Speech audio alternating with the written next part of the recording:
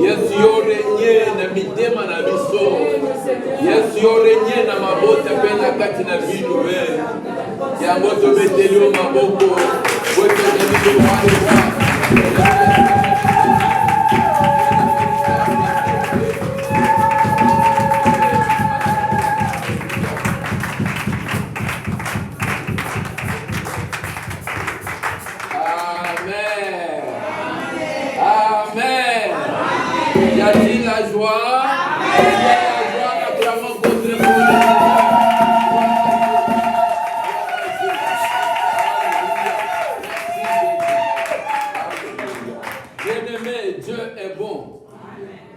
Si on se voit encore ce matin, ce n'est que par sa grâce. Tu mérites à monter. Na tout le monde a le loba msuba kufi, ba bien ambibembe, ba msuba bo la mukate, mais yo nanga to la mugi, ce n'est que la grâce de Dieu. Amen, amen. Dieu est bon. Dieu est bon à tout moment. Merci. Dieu est bon. Dieu est bon. Des fois, mais il dit, mais je vous aime, au-delà même de mon péché. Là où les hommes nous condamnent, mais il dit, non, non, non, non, moi je ne te condamne pas, mais ne pêche plus.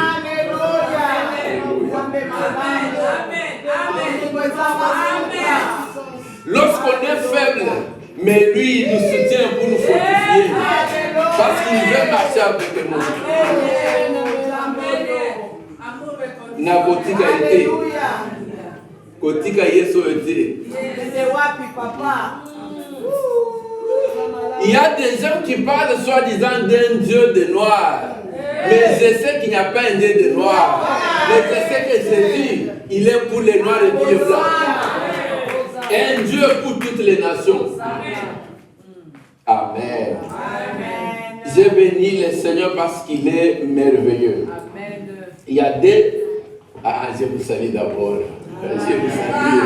Je vous embrasse. Et dans votre vitesse, hein? Je vous salue. Je vous donne des bisous.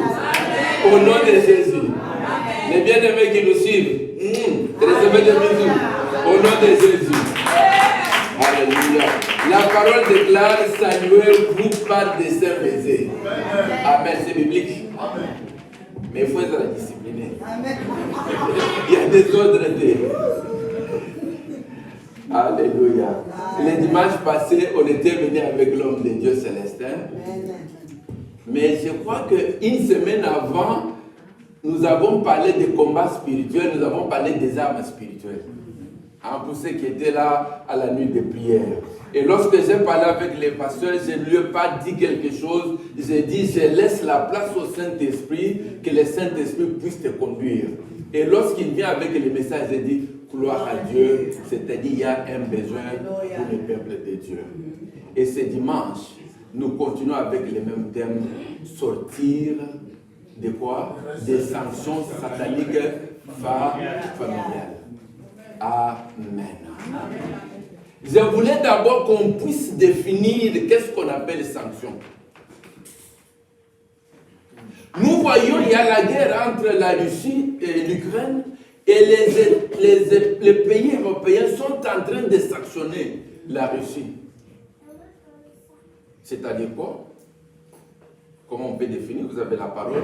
Quand on parle de sanctions, comment on peut les définir? Punition. D'abord, sanction. Lorsqu'on parle de sanctions, c'est-à-dire c'est une punition. La punition, c'est-à-dire il y a des choses qui ont été faites. Voilà pourquoi il y a des sanctions. Quelqu'un d'autre? Embargo. Embargo, c'est-à-dire quoi? C'est-à-dire tu es privé de certaines choses. Tu ne peux pas faire certaines choses. Tu fais ça, mais ça, tu ne peux pas faire. tu ne peux pas vendre. Tu peux vendre les cacahuètes et consorts, mais ton pétrole ne peut pas être vendu. C'est-à-dire, quelque part, lorsqu'on parle d'embargo, il y a une limitation. Quelqu'un d'autre? C'est-à-dire, lorsqu'il y a sanction, c'est-à-dire, il y a quelqu'un qui commence à dominer sur toi. Quelqu'un qui s'impose sur toi. Amen. Je voulais qu'on puisse d'abord comprendre. Partons de ces choses, lorsqu'on parle de sortir des sanctions sataniques familiales, c'est-à-dire sortir des punitions sataniques familiales, ou alors sortir des embargos sataniques familiales, ou sortir de la positionnement, de l'emprise forteresse de l'ennemi. Amen. Alors là, on peut commencer à comprendre encore clair, c'est-à-dire lorsqu'il y a les sanctions, on va dire aussi il y a aussi des malédictions là-dedans. Il y a des blâmes, oui, il y a des blâmes dedans. Ça rentre dans la punition. Voilà pourquoi, dans certaines familles, vous pouvez voir qu'il y a des belles filles, mais elles ne se marient pas. L'aînée a été engrossée, la deuxième a été engrossée, la troisième fait de la prostitution. Mais quand vous entrez en profondeur, vous allez trouver que cette famille est sous la malédiction. Les filles de cette famille ne peuvent pas se marier. Il y a des familles où les hommes ne peuvent pas se marier facilement. Leur mariage, soit l'homme, les garçons, a engrossé une fille, on vient de laisser la femme à la maison, ou soit par des manœuvres. C'est-à-dire, il y a des familles comme ça. Il y a des familles où il y a la pauvreté, si pauvreté. Et ils ne meurent pas à 50 à 40 ans, ils vivent longtemps. Mais le grand problème dans cette famille, c'est quoi? C'est la pauvreté. C'est-à-dire, vous ne trouverez peut-être pas quelqu'un qui a la voiture dans cette famille. Mon père, mon grand-père, mes oncles, personne n'a jamais eu de voiture. C'est-à-dire, quand quelqu'un parvient à avoir une voiture, c'est un problème pour cette famille. Et il risque même d'avoir des accidents parce que dans cette famille, Amen. Il y a des familles où les gens ne peuvent pas aller au-delà de 60 ans, par exemple. Leur embargo, leur sanction, c'est quoi? Ils sont limités, leur âge est limité jusqu'à 59 ans. Lorsqu'on va au-delà, c'est-à-dire on doit mourir. Il y a des familles où leur embargo, c'est quoi? C'est le divorce. Ils vont se marier, on va faire des mariages. Ça se passe très bien. Mais au bout de quelques années, ce sont des divorces en succès. C'est-à-dire, on regarde du côté de mon père. Il y a des divorces. Tata moi s'est divorcé. Il y a 3 tata moi qui sont divorcés. Du côté de ma mère, maman Poulout, maman Lé qui sont divorcés. En quelque sorte, ça devient normal dans ces familles. Amen. Dans certaines familles, c'est l'impudicité. Les grands-pères est tombé dans l'impudicité, les enfants tombent dans l'impudicité, les petits-fils, c'est l'impudicité, l'adultère qui continue. C'est-à-dire l'embargo dans le monde des ténèbres, c'est-à-dire ils sont comme ça. Alors nous comprenons que la liste est longue. Bien aimé, il y a des gens que vous voyez qui sont dans l'ivrognerie. Pour lui, c'est la bière, c'est l'alcool, du matin au soir. Mais peut-être on peut dire n'importe quoi, mais plutôt ça une source qui est satanique. Pourquoi? Parce qu'on les a mis une bouteille d'alcool dans son cou. Il marche avec ça dans le monde spirituel. Amen. Alors nous comprenons par la grâce de Dieu que si le Seigneur nous révèle ces choses, parce que le Seigneur veut que nous puissions sortir, pour que tu puisses sortir. Nous avons lu dans Jérémie, venez vous le Seigneur dit ceci, j'ai formé le projet de bonheur et non de malheur pour mon peuple. Or nous savons Jean 10, 10, l'ennemi ne vient que pour voler, pour détruire, pour corriger. C'est-à-dire, là où Dieu veut te bénir, mais il y a un autre qui veut ta mort, qui veut ton malheur, qui veut que tu puisses pleurer tous les jours. Je parlais avec une sœur hier ou avant-hier, et me dit, pasteur, je ne fais que pleurer. Mais pourquoi tu pleures? Mais à cause des problèmes. Mais ma soeur, les pleurs ne vont pas résoudre les problèmes. Mais ce qui peut résoudre les problèmes, c'est lorsque tu vas t'élever dans la prière. Comprends d'abord quel est ton problème, d'où vient ton problème. Commencez à combattre. Yes. Amen. Amen. Nous ouvrons nos Bibles. Dans le livre d'Hébreux chapitre 7, je voulais qu'on puisse d'abord comprendre, parce qu'il y a des gens qui disent non, mais cette histoire-là, mais arrêtez un peu. Mais je crois qu'il y a une vérité aussi biblique. Hébreux chapitre 7.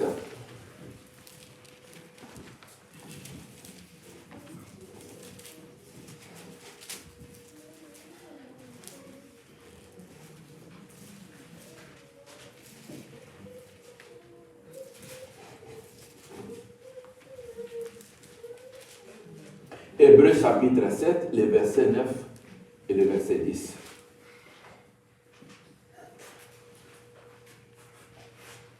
Qu'est-ce que la Bible dit? Hébreux chapitre 7, verset 9 à 10. De plus, Lévi qui perçoit la dîme l'a payé, pour ainsi dire, par Abraham, car il était encore dans les reins de son père lorsque Melchisedec alla au-devant d'Abraham. On peut se limiter là-bas. On parle de Lévi. Lévi qui était le fils de qui? Lévi était fils de qui? Qui était le père de Lévi? C'est Jacob. Jacob était fils de qui? D'Isaac. Et Isaac était fils de qui? Fils d'Abraham. Nous voyons que Lévi était la 4e génération par rapport à Abraham. Qu'est-ce qui s'est passé avec Abraham? La Bible déclare qu'Abraham est allé donner la dîme de tout à Melchisedec. Melchisedec qui est le type de Christ. Amen.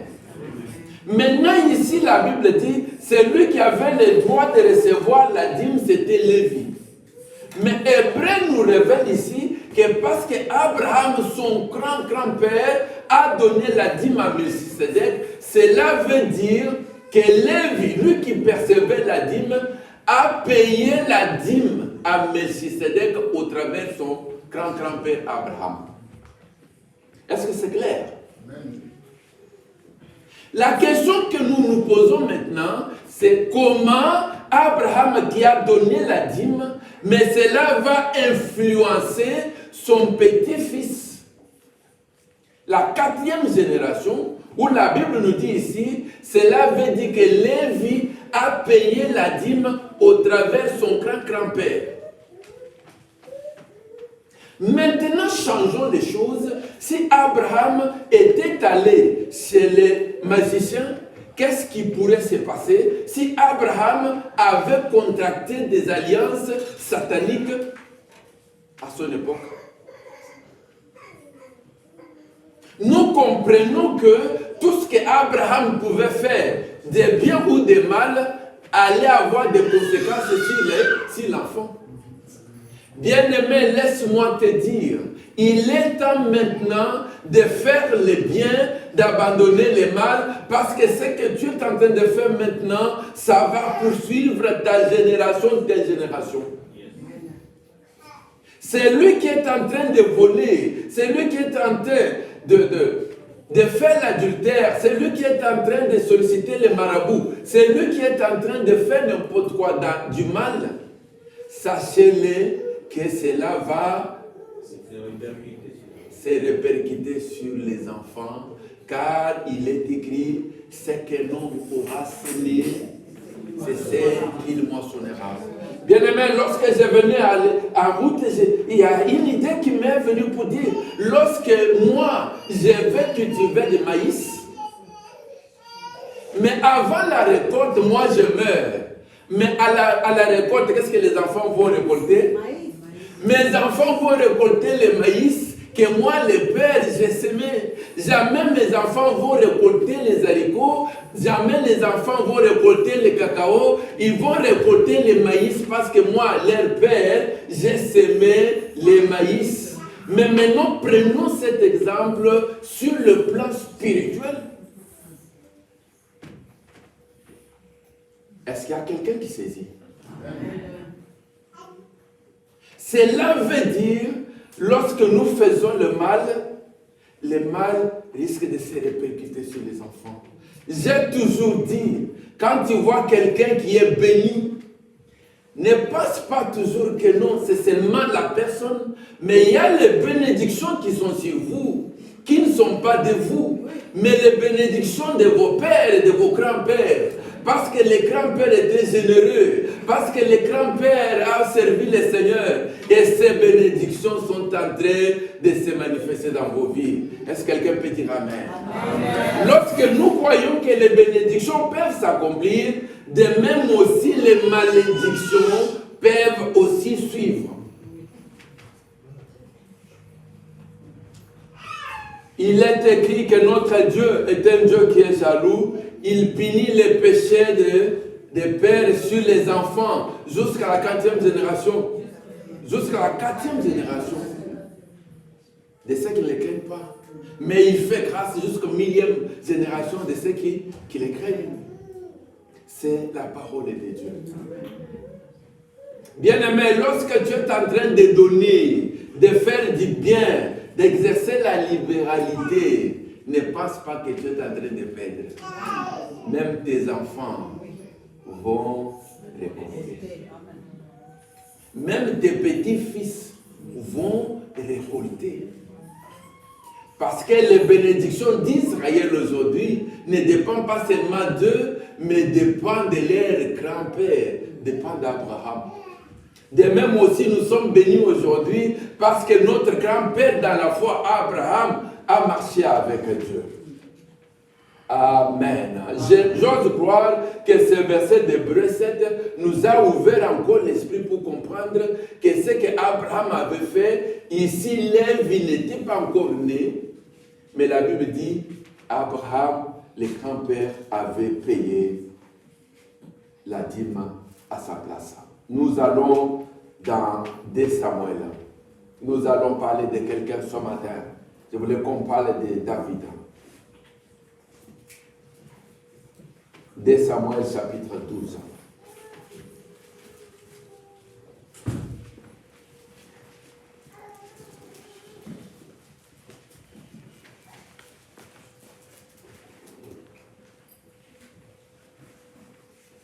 Dès Samuel chapitre 12,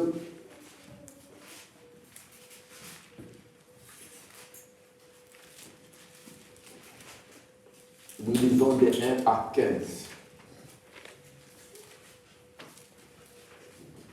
Nous pouvons nous tenir debout s'il vous plaît, nous lisons la parole de Dieu.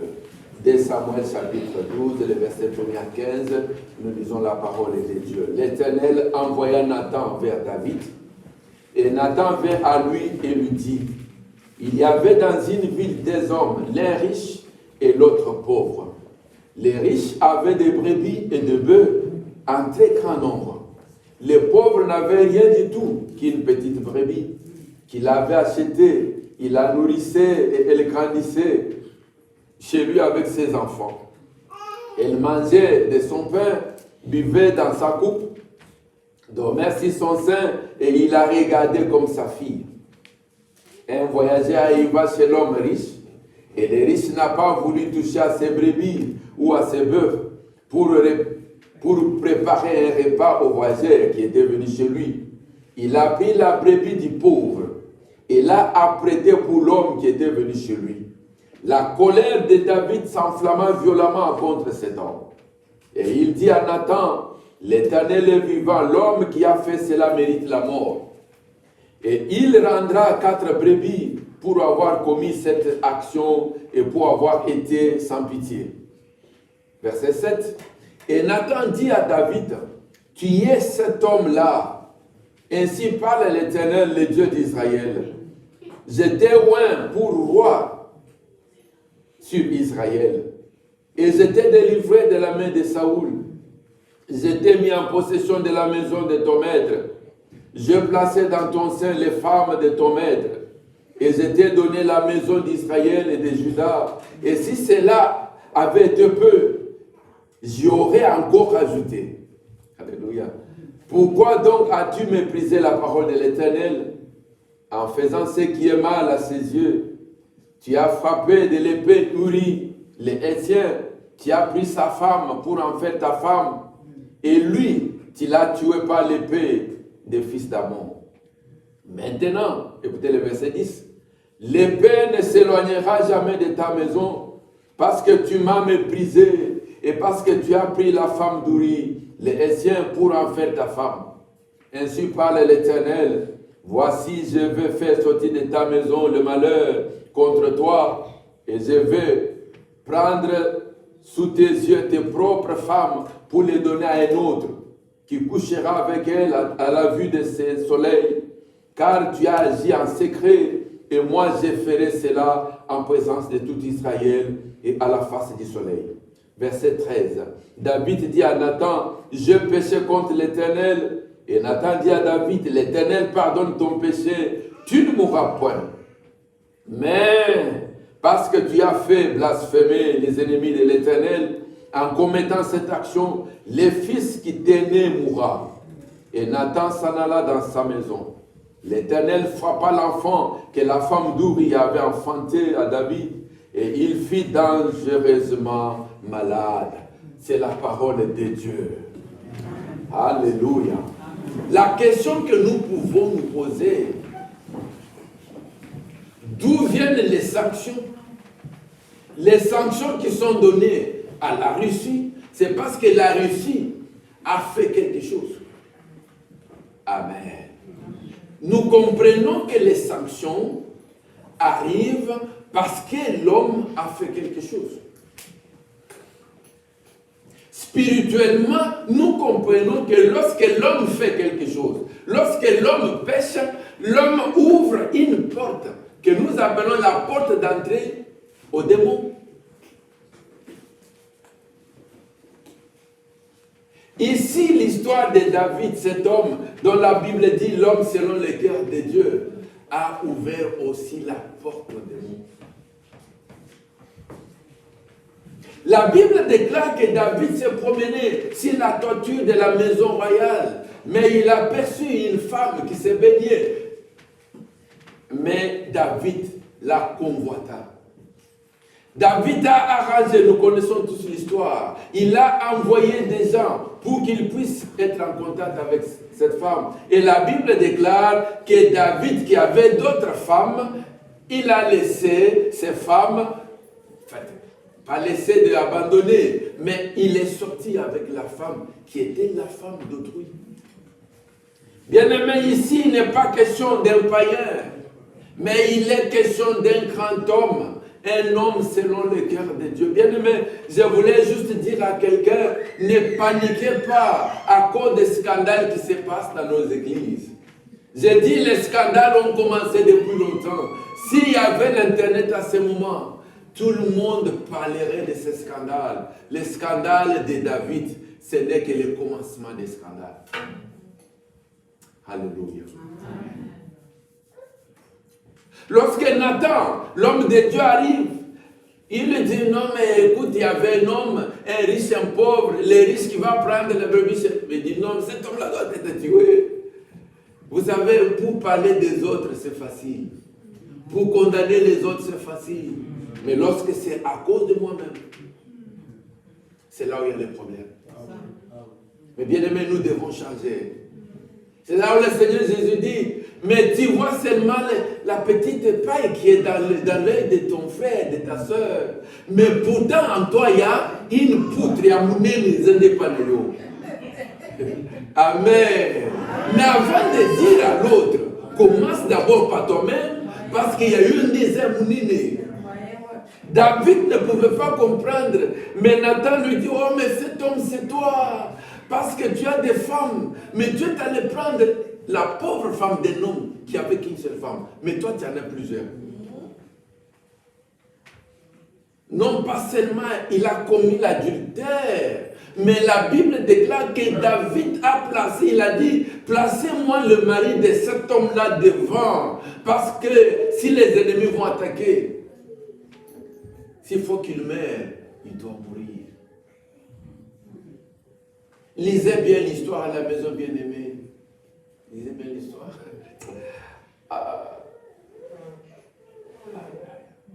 Mais je voulais juste qu'on comprenne.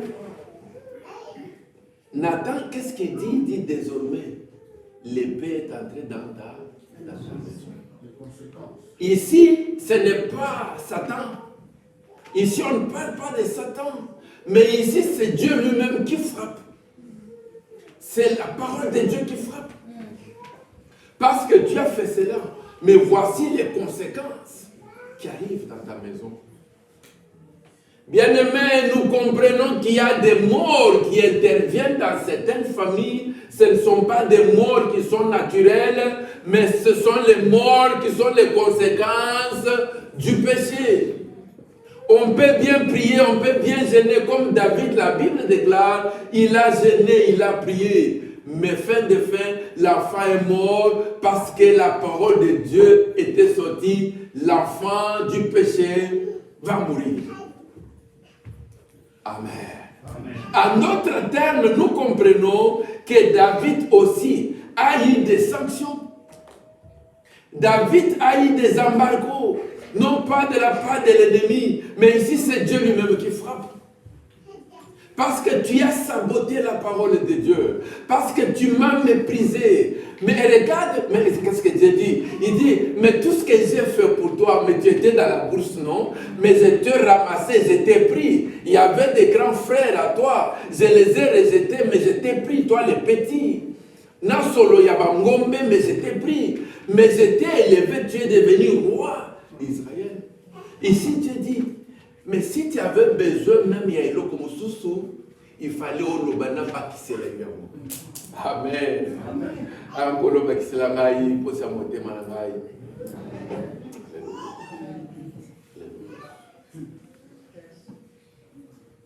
Oyo mutoazo yebate menkolo yondo yebi amo. Kolosoki osalelinga ya bikamwa na kotatola lisusu monene yoko lobeto zeliza mena ngoyo kolega. Alléluia. La porte de l'ennemi a été ouverte dans la famille de David. Et la première conséquence, c'est quoi? Amon, qui était un enfant à David, il a commencé à convoiter sa demi-sœur. Vous connaissez, moi aussi, il y a maman Moussous qui était la sœur Absalom. Lisez la parole de Dieu. Ce garçon, cet aventurier, avec les conseils de son ami, il a fait le faux malade pour que sa sœur puisse venir. Il a dit, papa, permets que ma sœur puisse venir me préparer un gâteau. Et lorsque nous lisons la parole de Dieu, nous voyons que sa sœur qui arrive pour aider son frère, soi-disant qui était malade, Amon l'a violé. Ça se passe où? Ça se passe dans la maison royale. Encore un scandale. Non pas cette fois-ci c'est le père, mais cette fois-ci c'est les enfants, les fils, avec la fille. Ah, l'église à mon atiki, scandale, J'ai toujours dit, Seigneur, mais je ne sais pas, donne-moi encore les capacités que je puisse écrire encore un livre, écrire un jour un livre, les scandales de la Bible. Bien aimé, il y a des scandales dans la Bible. S'il fallait s'arrêter, les gens pouvaient s'arrêter. Voilà pourquoi Jésus a dit, les scandales arriveront, mais malheur sur qui ces scandales arrivent. Bien aimé, ne t'arrête pas parce qu'il y a des scandales. Les scandales sont toujours arrivés depuis des anciens temps. Mais les scandales, c'est aussi un moyen de Dieu pour voir qui aime Dieu et qui ne l'aime pas véritablement. Alléluia. Il y a eu des scandales qui sont arrivés dans la vie des hommes ou des femmes. Mais la femme ou l'homme a dit, je ne t'abandonnerai pas, je suis avec toi. C'est ça le vrai amour. L'amour, ce n'est pas aimer quelqu'un parce qu'il est beau et parce qu'il est comme ça, mais parce qu'il fait même des choses qui ne sont pas bonnes. Mais je l'aime toujours. L'amour, c'est accepter quelqu'un tel qu'il est. Amen. C'est ça le véritable amour. Et l'amour, est-ce que c'était vraiment le véritable amour vis-à-vis de sa sœur? Non. C'était juste pour satisfaire ses besoins. Alors nous voyons ici, d'abord, David qui a commis le péché, mais nous voyons que l'enfant que cette femme a mis au monde, l'enfant est décédé. Et nous voyons quoi encore? Amon qui sort avec sa sœur Tamar. Mais lorsqu'Absalom, encore une conséquence, Absalom qui est le frère propre de cette fille, a écouté, il a vu sa sœur pleurer. Il a dit, moi je vais me venger. Je vais venger ma sœur.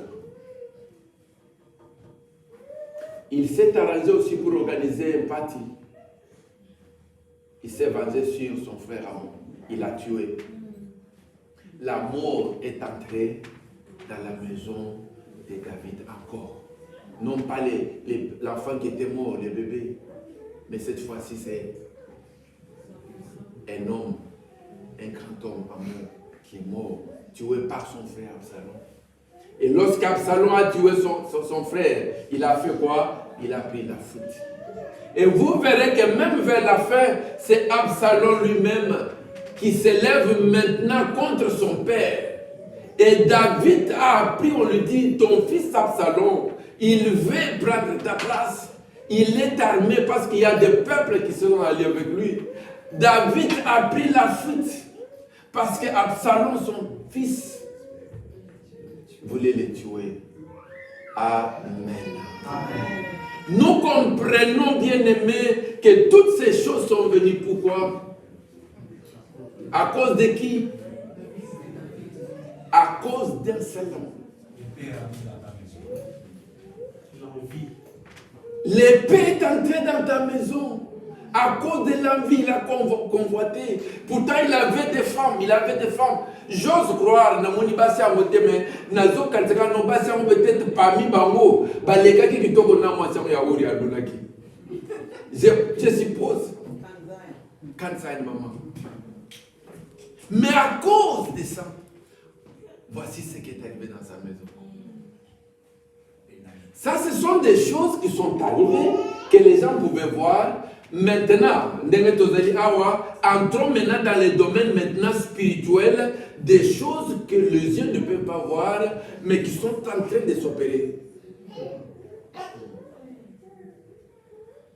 Partons maintenant, sortons de physique, entrons maintenant dans le physique, et plutôt dans le spirituel. Nous voyons qu'à cause du péché de papa, l'épée est entrée dans la maison. Bien-aimés, voilà pourquoi nous avons besoin d'avoir la crainte de Dieu. Les papas, les mamans, nous avons besoin de la crainte de Dieu pour que l'épée ne puisse pas entrer dans nos familles. Bien-aimés, il y a des divorces qui sont entrés parce qu'il y a quelqu'un qui a ouvert la porte à l'ennemi. Il y a des morts qui sont entrés dans des familles parce qu'il y a quelqu'un qui a ouvert la porte à l'ennemi. Il y a le blocage, il y a la pauvreté, il y a des choses comme ça parce que on a donné la porte à l'ennemi. Mais le message est clair, tu peux sortir de ces choses. Amen. Pourquoi? Parce qu'il y a quelqu'un qui est venu, l'homme de Galilée qui est venu, lui qui était innocent. Il dit, non, moi je descends, mais je prends votre place. La Bible déclare que nos malédictions sont tombées sur lui. Nos maladies sont tombées sur lui. C'est-à-dire, en lui, nous avons le bénédiction plus. En lui, nous avons la guérison plus. En lui, nous avons la paix. Nous avons la joie. Amen. Une soeur me dit, mais pasteur, je n'arrive pas à dormir. Je dois prendre les médicaments pour dormir. J'ai dit, ma fille, il faut prier. Il faut prier. Il y a des choses, là où le médecin s'arrête, ils n'ont pas de solution. Il n'y a que Dieu qui a la solution.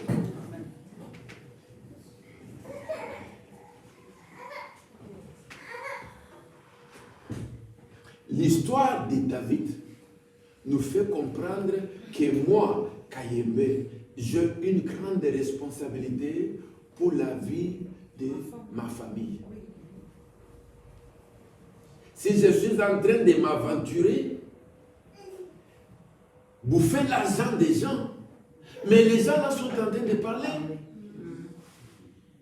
Et la malédiction, c'est quoi? C'est lorsque quelqu'un prononce des mauvaises paroles. Mouto yaïbi, mouto asali boye. Mais nous sommes appelés à ne pas maudire, nous enfants de Dieu. Amen. Amen. Bénissez, mais ne maudissez pas. Quels que soient les problèmes, ne maudissez pas. Je t'ai béni. Mais pour ceux-là qui maudissent, les malédictions peuvent te suivre. Car la Bible déclare toute malédiction sans cause et sans effet. Mais lorsqu'il y a des causes, c'est-à-dire qu'il y a des effets. Voilà pourquoi Balak savait qu'Israël était un peuple qui est fort. Mais il appelle Balaam, qui était le prophète, l'homme de Dieu, et dit, viens, maudis-moi ces peuples. Parce qu'il savait que lorsque quelqu'un maudit, il perd la force. Il perd la protection. Voilà pourquoi l'ennemi veut toujours maudire. Parce que lorsque quelqu'un maudit, quelqu'un qui est sous la malédiction, il est sans protection, il devient faible. À ce moment-là, on peut l'attraper facilement. Balak qui dit, maudis-moi ces peuples, parce que partout où ils sont passés, ils sont toujours forts. Mais je vais se combattre avec eux. Mais j'aime cette parole. Lorsque Balak, qui était le roi, il offre des sacrifices que Balaam lui avait demandé. Mais lorsque Balaam regarde, il dit, ils sont où? Il dit, regarde la montagne là-bas. Balaam commence à regarder, il regarde, il dit, oui, je vois, mais un peuple qui est géant, je vois un lion qui est assis, il est fort. Il dit, mais comment? Il commence à le bénir. Balak a dit, je t'ai appelé pour maudire, mais toi tu commences à les bénir. Je t'ai appelé pour maudire, mais toi tu commences à les bénir. J'aime cette parole quand Balaam me dit, comment maudirais-je celui que Dieu a béni?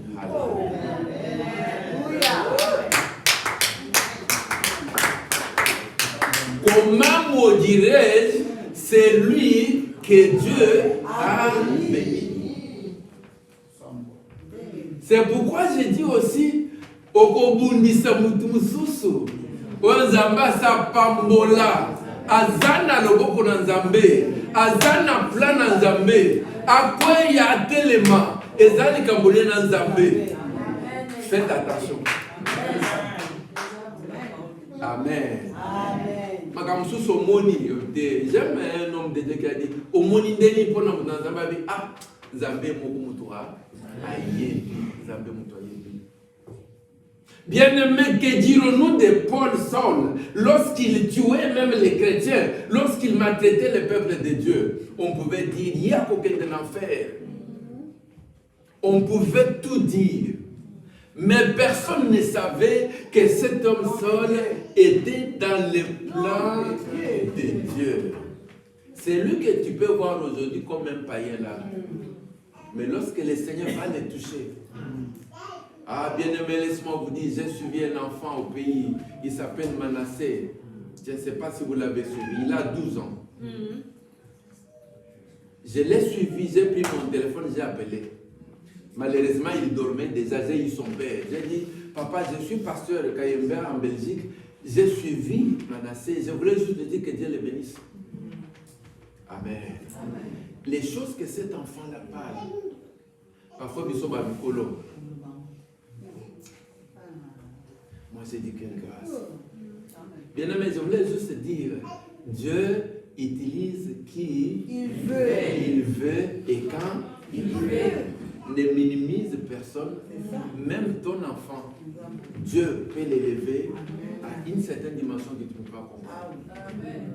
Je voulais aussi dire, peu importe les condamnations, peu importe les sanctions, mais lorsqu'on est en Jésus-Christ, on a la victoire. Mais ici, il est question seulement de comprendre et de s'élever dans la prière. Parce que ce sont des choses qui ne se font pas automatiques.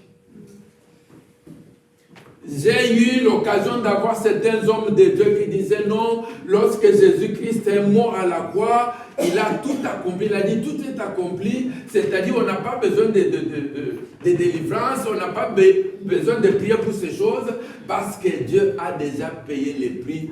Et là j'ai dit, c'est faux. C'est faux, pourquoi? Parce que Jésus a déjà payé les prix, oui. Mais lorsque toi tu as péché, comme David a péché, tu vas dire que Jésus a déjà payé le prix? Les conséquences du péché, ici c'est les conséquences du péché. Nathan dit à David, il dit, oui, Dieu pardonne ton péché. Il dit, mais tu ne vas pas mourir. C'est clair. Il dit à David, tu ne vas pas mourir. Mais, les jugements, les conséquences sont là. Je voulais dire à quelqu'un ce matin, ne nous trompons pas pour dire que non, Nzambe ya mawa, Nzambe ya bolingo, oui, il y a Nzambe ya bolingo ya mawa. Mais en ce qui concerne les péchés, il y a les conséquences. Il y a les conséquences. Sur le plan physique et sur le plan spirituel. Je donne l'exemple d'une fille qui a commis des avortements. Mais lorsque cette fille va trouver le mariage, Dieu va lui faire grâce. Il peut arriver qu'elle ait le problème de mettre au monde. Ce sont les conséquences de la vie passée. Ici, il est question de la grâce de Dieu. Dieu peut faire grâce à qui il veut. Amen. Alors nous comprenons que nous devons continuer à faire le bien. Mais ici, nous avons compris que c'est Dieu. Au travers de Nathan, il a prononcé des paroles pour dire l'épée tentée dans ta maison. Mais le deuxième exemple que je voulais parler, il est question de Jéricho. Nous lisons dans Josué chapitre 6. Si nous n'allons pas terminer, nous allons continuer le dimanche prochain. Josué chapitre 6.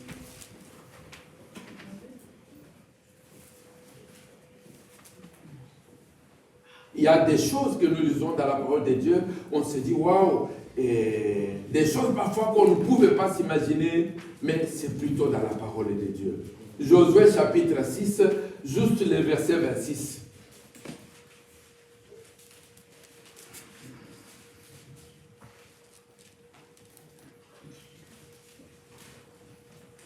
On peut commencer même à 24 pour qu'on puisse bien comprendre. Josué 6 à partir du verset 24.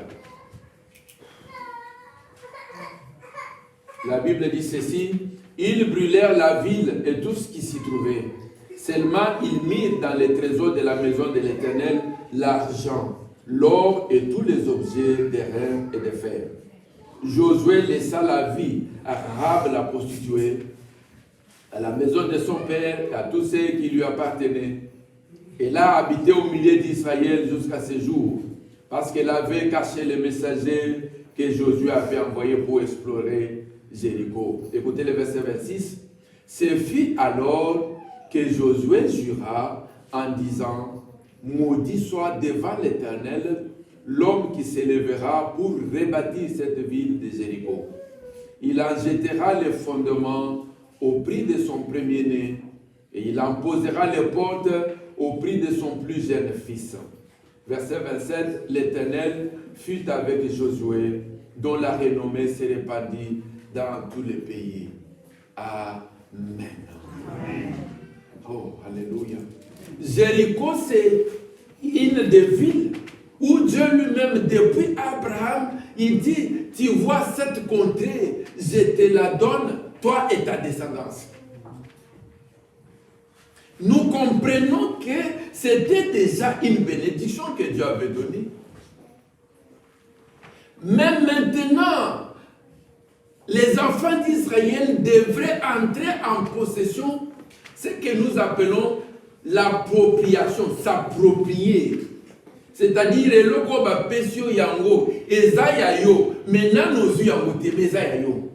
faut maintenant s'approprier. Le salut nous est donné, mais pour que nous soyons sauvés, tu dois croire, tu dois accepter Jésus-Christ. Amen. Amen. Je voudrais que quelqu'un fasse attention. Le salut est gratuit, oui, il est gratuit. Mais pour que tu sois sauvé, il faut que tu acceptes Jésus. Il faut que tu fasses un geste. C'est la même chose. La Bible déclare que Jéricho était une ville qui était déjà donnée à Israël. Mais lorsque les enfants d'Israël arrivent, comment ils ont trouvé Jéricho? Je crois que le pasteur Célestin l'a parlé le dimanche passé. Comment était Jéricho? Mais la Bible dit Jéricho était fermé et barricadé. Personne n'entrait et personne ne sortait. Et pourtant, c'était déjà donné par Dieu. Vrai ou faux? Jéricho est une des révélations lorsque j'avais le problème de séjour, quand le Seigneur m'avait ouvert les yeux sur ce message. Je voyais que j'étais en possession du séjour dans ce pays. Mais que mon séjour était bloqué quelque part, qu'il fallait faire quelque chose. Amen. Amen. Bien-aimés, il y a des hommes, des femmes qui ont leur mariage. Ils sont déjà bénis, mais ils sont bloqués quelque part. Il faut la prière, il faut des jeûnes pour déclencher cela. Amen. Amen. Tu es déjà béni, mais il y a les sorciers de ta famille à cause des sanctions là qui bloquent. Mais il faut que tu te lèves. Tu peux être belle, mais les hommes te regardent, mais ils passent à côté. Tu peux aller, tu cherches du travail, mais tu as les capacités, tu as les diplômes, mais ils regardent les papiers et ils commencent à douter. On regarde ta photo, on dit est-ce que c'est lui ou ce n'est pas lui. Amen. Amen.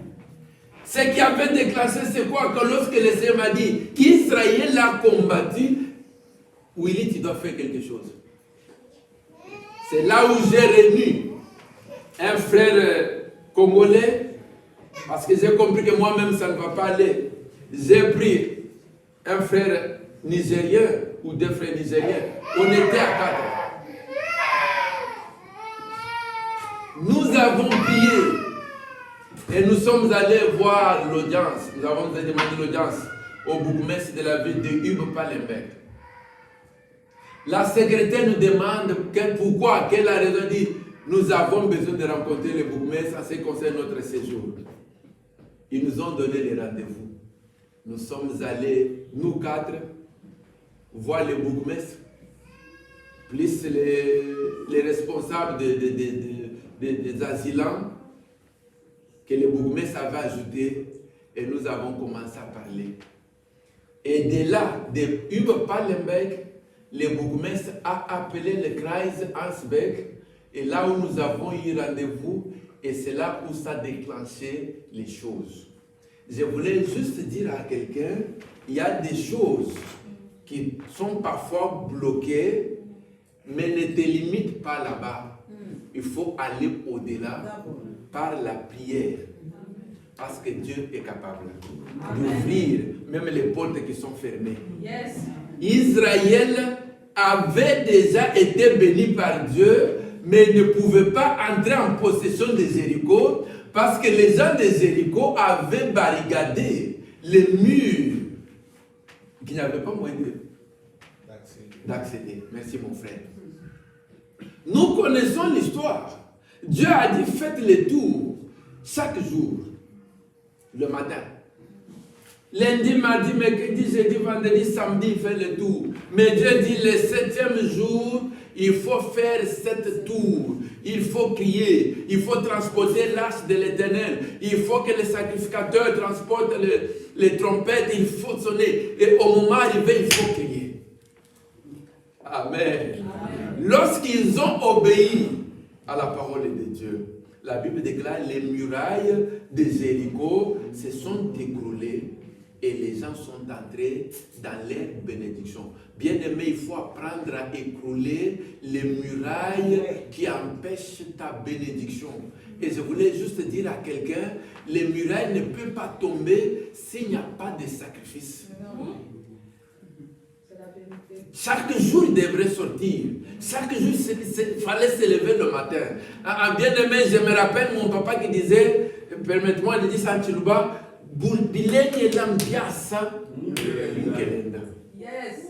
cela veut dire quoi? Les bonheurs, tout ce qui est bien, c'est sur les épines. C'est-à-dire, tu veux obtenir le bonheur, tout ce qui est bien.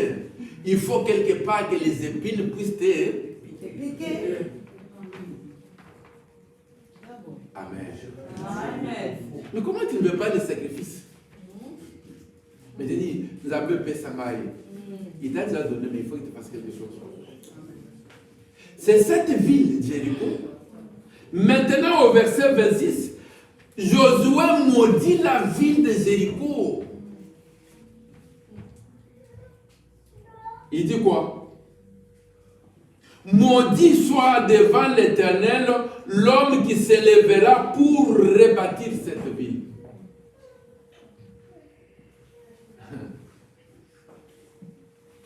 Remplacez maintenant Josué par ton grand-père, par ton père, par ta mère, par ton oncle, par quelqu'un de ta famille qui a été contre toi, qui a été contre ta famille. Est-ce que je parle à quelqu'un? Amen. Nous comprenons que Josué, qui était un homme de Dieu, mais à cause, c'est à leur dispensation, il dit, j'ai maudit cette ville. Parce que Jéricho a été détruite, brûlée. Ils ont pris seulement de l'or et tout ce qui avait de valeur pour mettre dans la caisse, dans la maison de Dieu. Mais la ville était détruite. Maintenant, Josué qui dit maudit, soit c'est lui qui va rebâtir cette ville. Un point. Utiliser cette parole. Il dit quoi? Pour que la personne puisse rebâtir cette ville, il jettera les fondements au prix de son premier-né. Mutoyo akotonga ville oyo ekotonga makaka na prix ya mwana na ya liboso mwana ni faut kufa.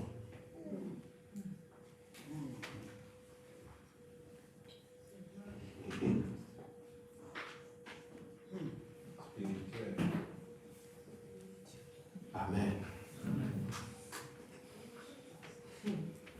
1 Roi chapitre 16.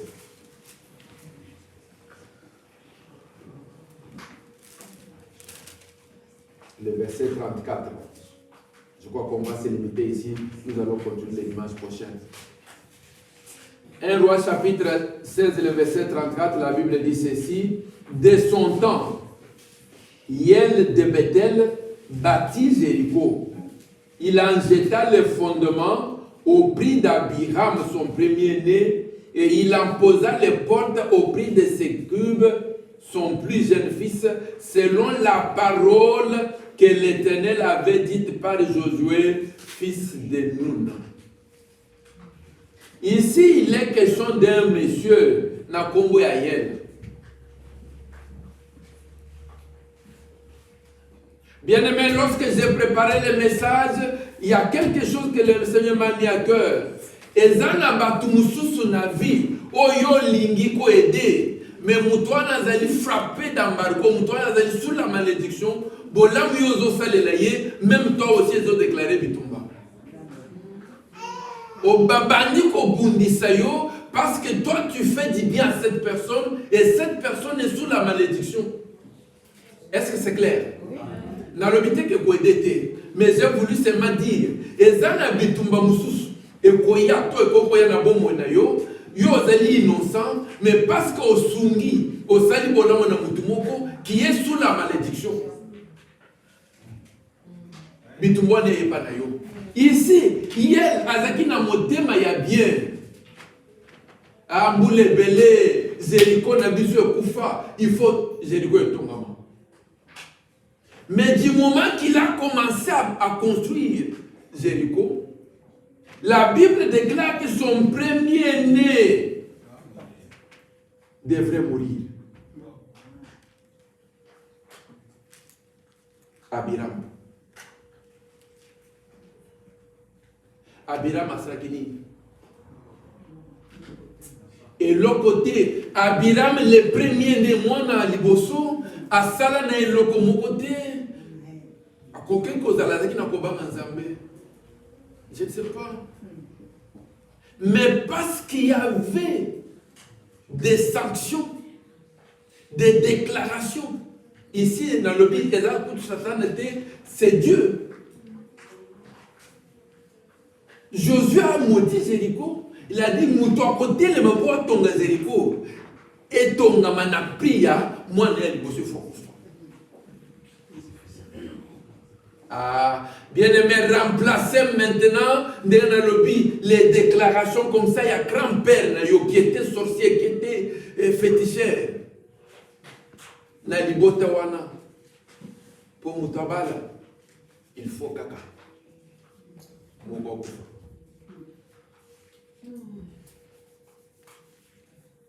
Je voulais juste dire, Église de Dieu, nous sommes sauvés. Nous avons la vie éternelle. Mais toutes ces choses, c'est dans la chair. Comme Paul disait, qui me délivrera de ce code de péché? On peut être chrétien, dans le dimanche passé, on peut être pasteur, archibishop, mais on a un grand combat. C'est là où nous voyons même de nos jours, même les hommes de Dieu qui tombent dans l'adultère. Et quand vous savez sauter parce qu'on l'a vu, David est tombé. Il était un grand roi, un homme qu'on ne peut pas s'imaginer se comparer à Nathan Abisso. Pourquoi? Parce que quelque part, il y a une porte d'entrée. La sortie est là. Parce que le Seigneur est venu. La Bible déclare que le Fils de l'homme est venu pour détruire les œuvres du diable. Ce qui est très important, c'est quoi? C'est que au-delà de la pomité, au monde comme en normalité, il y a des choses, comme j'ai témoigné le dimanche passé, pour dire il y a des choses qui se passent dans nos vies où toi-même, ça c'est déjà anormal. Et lève-toi dans le jeûne et dans la prière. Cherche la face de Dieu. Nous allons continuer ce message le dimanche prochain par la grâce de Dieu.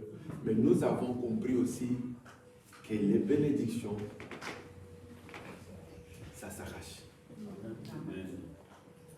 Ne pense pas qu'au fan de Kakaboye, Yahweh Salah, Yahweh Salah.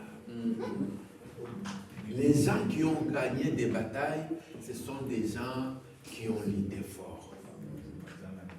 Il y a des familles qui ont compris, qui ont pris le temps de prière. Il y a des choses qui ont changé dans les familles. Amen. Là où il y avait des plaies, à cause de la prière, à cause de la prière, à cause des gènes, à cause de la parole de Dieu, Dieu change le mal en bien. Alléluia. Mais tu as besoin de déclarer, de dire quelque chose. Nous allons nous tenir debout, nous allons prier.